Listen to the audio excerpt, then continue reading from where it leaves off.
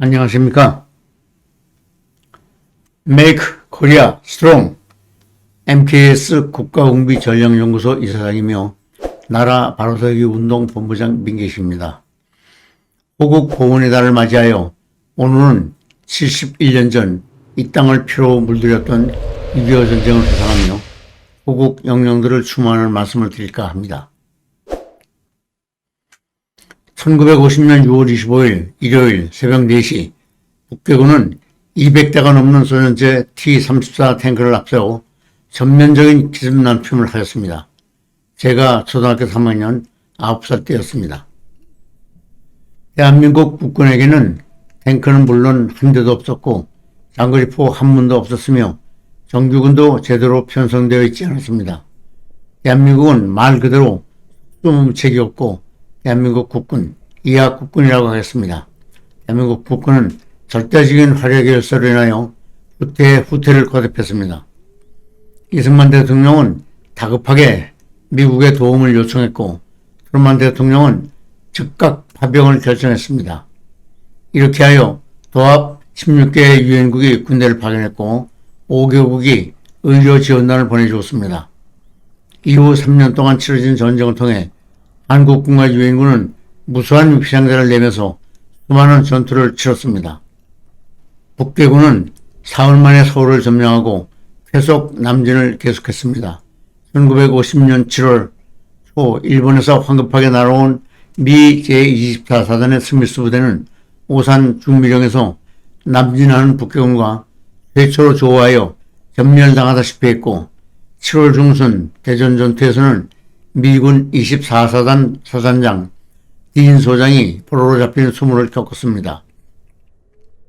8월 하순 북괴군은 낙동강까지 진출하여 그들이 말하는 통일, 즉 대한민국 완전 점령을 눈앞에 두었지만 대구 북방의 다부동 전투에서 백선엽 장군의 국군 제1사단과 미군이 사투 끝에 북괴군의 남진을 저지했습니다. 1950년 9월 15일 역사적인 인천 상륙작전으로 전세는 역전되었습니다.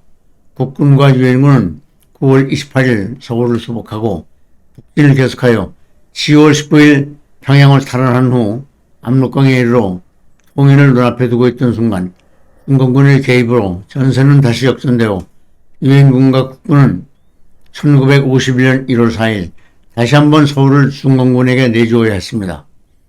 후퇴 과정에서 유엔군과 중공군은 혈투를 벌여야 했습니다. 1950년 11월 하순 청천강 전투, 북한의 추위 속에서 미 제1해병사단이 중공군의 포위망을 뚫고 흥락까지 철수한 장진호 전투 등은 전쟁사에 영원히 남을 격전 중의 격전이었습니다. 12월 중순 미 제19군단 및 국군 제1군단과 함께 자유를 찾아 나선 10만여 명의 피난민을 남쪽으로 철수시킨 흥남 철수 작전도 역사에 길이 남는 우리의 전쟁사입니다. 이후 국군과 유엔군이 서울을 재수복하고 전쟁이 한반도 중부에서 교차되면서 한 채의 땅이라도 더 차지하려는 피나는 공방전이 벌어졌습니다. 1953년 7월 27일 정전협정이 맺어질 때까지 펀치볼 전투, 적용능선 전투, 백마고지 전투 등 헤아릴 수 없는 많은 전투가 이어졌던 것입니다. 이날들, 삼천리 금수강선이 붉은 피로 물들었던 이날들을 우리가 어찌 잊을 수 있겠습니까? 여기서 우리가 잊지 말아야 할 것은 그토록 처절하게 치러진 전쟁 동안 목숨을 걸고 대한민국을 지켜준 수많은 전쟁 영웅들이 있었다는 사실입니다. 그분들이 없었다면 오늘의 대한민국이 어찌 존재하겠습니까? 해서 몇 분의 전쟁 영웅들을 소개하면서 보현자욱했던 그날들을 회상해 보고자 합니다. 우선 국군에서 몇 분을 꼽아보자면 백선엽 장군, 김용호 장군, 이성가 장군 등이 계실 것입니다. 북괴군이 물밀듯이 밀고 내려왔을 때 국군은 혼비박산 후퇴를 거듭했지만 백선엽 사단장이 지휘하는 경인지구의 제1사단, 김용호 사단장 휘하 춘천지구의 제6사단, 이성가 사단장 휘하 강릉지구의 제8사단 등은 와해되지 않고 체제를 유지하면서 북괴군의 남진을 지연시켰고 이들은 이후 반격 작전에서도 큰 무공을 세우게 됩니다.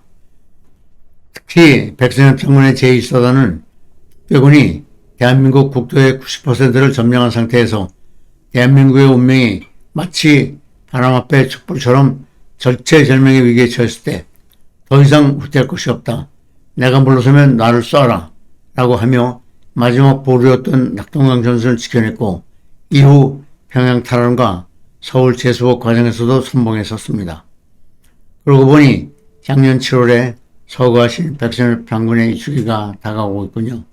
이 기회를 빌어 다시 한번 고 백선엽 장군의 명복을 빕니다. 미군에도 수많은 전쟁 영웅들이 있었습니다. 유엔군 사령관으로서 인천 상륙작전을 지휘한 메가더 장군이 불세출의 영웅이라는 사실에는 이설이 있을 수 없습니다. 낙동강 서부전선을 지켜낸 미 8군 사령관 월튼 워커 장군도 한국을 구출한 영웅이었습니다. 대전 전투에서 자신의 위치를 밀고하여 북괴군의 포로가 되게 했다가 나중에 5년형을 선고받고 복역 중이던 한국인 농부의 가명을 간청하여 졸업시킨 제24사단장 윌리엄 딘 장군도 영웅이었습니다. 제임스 벤프리트 미 8군 사령관의 아들로서 폭격기 조종사로 한국전에 참전했다가 실종된 벤프리트 이사도 영웅이었으며 내 아들을 찾기 위해 다른 사람들의 아들들을 위태롭게 할 수 없다며 수색 작전을 중단시킨 아버지 벤프리트 장군도 진정한 영웅이었습니다. 지난 5월 22일 문 대통령이 한미 정상회담을 위해 워싱턴을 방문했을 때 바이든 대통령이 문 대통령의 면전에서 명예훈장을 수여한 94세의 참전도병 랄프 버켓 예비역 대령도 영웅이었습니다. 당시 버켓 중위는 미 육군 레인저 부대 중대장으로 청천강 전투에서 중공군과 싸우면서 오른쪽 허벅지와 왼쪽 어깨에 총상을 입으면서도 고지를 사수했습니다. 한반도판 스탈린그라드 전투라고 불릴 만큼 치열했던 장진호 전투를 치르면서 항공기로 신속 철수하라는 상부의 명령을 사양하고 육로로 철수하면서 중공군 구병단에 막대한 피해를 입혀 흥남 철수 작전을 가능하게 만들었던 미 해병 제1사단장 올리브 스미스 장군도 잊어서는 안 되는 영웅입니다. 이 전투에서 미 해병 제1사단은 전사자 730명을 포함하여 4,400명의 전상자를 기록했습니다. 미군들은 장진호 전투를 후퇴했지만 승리한 위대한 전투라고 부릅니다. 1951년 2월 지평리 전투의 주역인 프랑스 대대장 랑프 몽클라르 중령도 진정한 전쟁 영웅입니다. 그는 1차, 2차 세계대전 참전용사로 육군 중장으로 전역하였으나 6.25 참전을 자원하기 위해 스스로 내 계급이나 자신이 강등하여 중령으로 프랑스 대대장이 된 분입니다. 지평리 전투는 유엔군의 반격을 무산시키기 위한 중공군의 1951년 2월 공세를 멈춰 세운 역사적인 전투였습니다. 1951년 4월 중공군의 대공세에 정승천 고지를 지키다가 산화한 터키군의 메흐멧 고렌치 중위도 길이 기억해야 할 영웅입니다.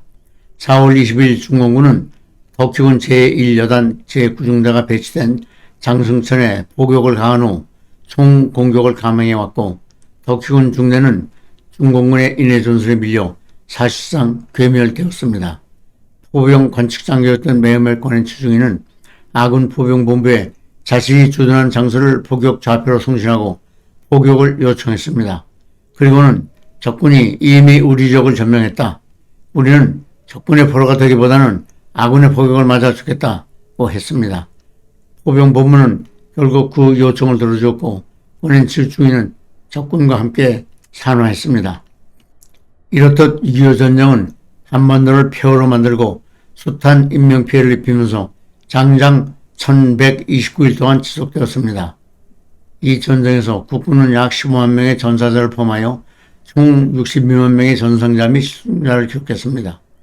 유엔군은 15만여 명의 인명피해를 입었습니다. 유엔군의 주력인 미군은 연이론 180여만 명이 참전하여 전사자 3만 7천여 명, 부상자 9만 2천여 명, 실종자 3,700여 명 등 막대한 인명피해를 입었으며 6.25 참전으로 인한 미군의 총 사망자는 5만 4천여 명에 달했습니다. 6월은 호국 보훈의 달입니다.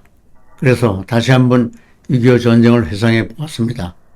우리가 처절했던 그 전쟁을 망각하고 그 전쟁에서 살아난 수많은 호국 영령들의 숭고한 희생을 잃어버린다면 우리는 과거를 잊은 국민이 될 것입니다. 과거를 잊는 국민에게는 미래도 없습니다. 감사합니다.